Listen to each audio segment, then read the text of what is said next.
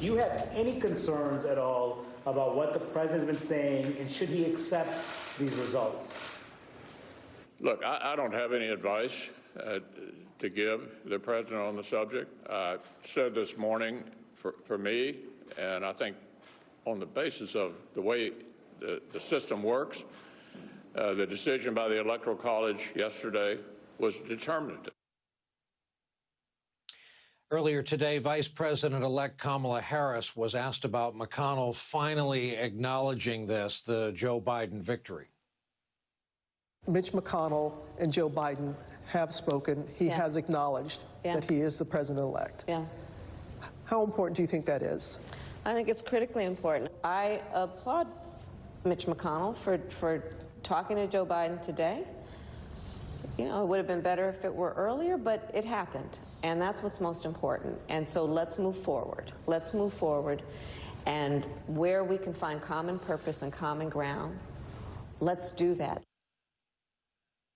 For you kids out there, that's the definition of a positive spin. Back tonight, two of our returning veterans.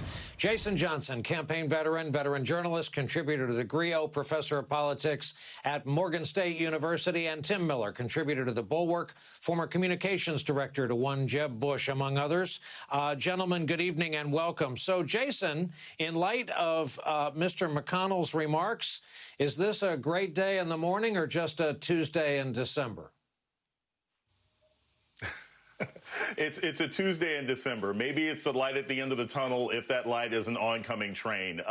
Look, the fact that Mitch McConnell is willing to accept the facts after 6 weeks, to me, is just a reminder that he is perfectly comfortable engaging in sort of mendacity and dishonesty and provoking fear and ignorance if it serves his political purposes. If I thought for 1 second that Mitch McConnell actually believed that there was legitimate fraud and that these investigations were real, I might give him some credit for coming to this conclusion today. But no, it was just another cynical move that he engages in. My hope, Brian, is that him making this statement and these conversations that he supposedly has had with Joe Biden will lead to at least less acrimony, even if he continues to be an obstructionist. But I don't give him any credit for saying something that we knew was true, that he knew all along was a lie. Hey, Tim, someone the three of us all know made news on this very network earlier tonight. Here is our friend Steve Schmidt discussing a change in his political affiliation.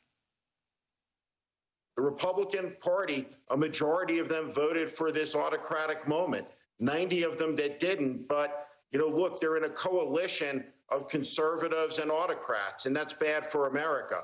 The party that's going to defend American liberties, the Democratic Party, and that's why I joined it. I'm a single-issue voter now. I believe in American democracy.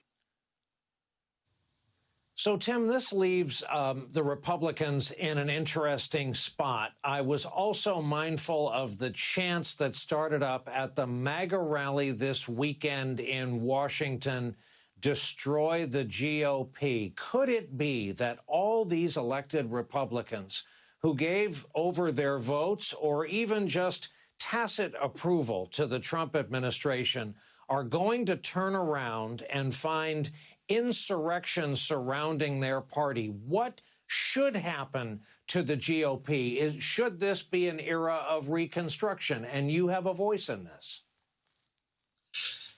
Oh, Brian, I think there's shoulds and there's wills here. You know, as far as the shoulds go, yeah, absolutely. I think it would be great if in this country we had two parties that both equally cared about the fundamental principles of this country, democracy, pluralism, welcoming of immigrants. We don't have that. And I don't see the Republican Party changing at all. And I think that Steve is seeing clearly what a lot of people are not seeing. You know, I wrote an article for the Bulwark a couple weeks ago, Goodbye to All That, about leaving the Republican Party. The reality is people like Steve, people like me, people, you know, the never-Trumpers, if you will, all across the country, by the way. This was a determinative group in the election, which is why Donald Trump lost and Republicans won, you know, on down-ballot races.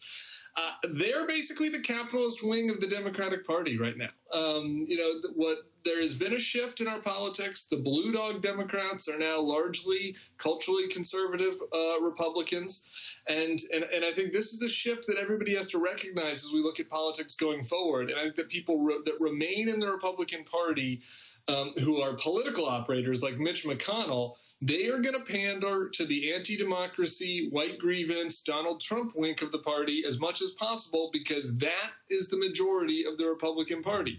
There will be exceptions. There'll be people in blue states like Charlie Baker in Massachusetts. Our country is vast. Our parties are vast. They contain multitudes. But the animating part of the Republican Party right now is still Donald Trump's party. It's still anti-democratic. And I think Steve sees that clearly.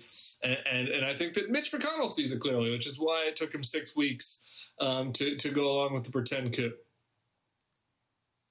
Great Dylan back reference. Also a great quote that it was determinative. And I think I agree with you on all the evidence backs you up. And Jason, the great thing about this election year is it keeps going into 2021. And this is the part of the interview where I ask you, what are the real chances that the Democratic Party flips the Senate by pulling off what was deemed impossible and winning 2 Georgia Senate seats?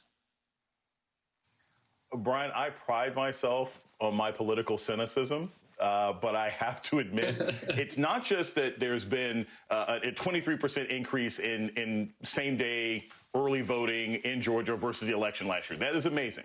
But that's not necessarily determinative, because we saw in 2020 high turnout doesn't necessarily favor Democrats the way it used to maybe 10 or even 15 years ago. But what I do see is this, and this is every single time I talk to my contacts in the area, the Republican Civil War is real in Georgia. It is a real conflict. The Georgia Republican voter is more interested in shots that Perdue is taking at Kemp, and Kemp is taking at Trump, and Trump is taking at the Secretary of State. That is what is really engaging Republican voters right now, whereas Democratic voters are actually engaged in paying attention to the election and trying to get Ossoff and Warnock elected.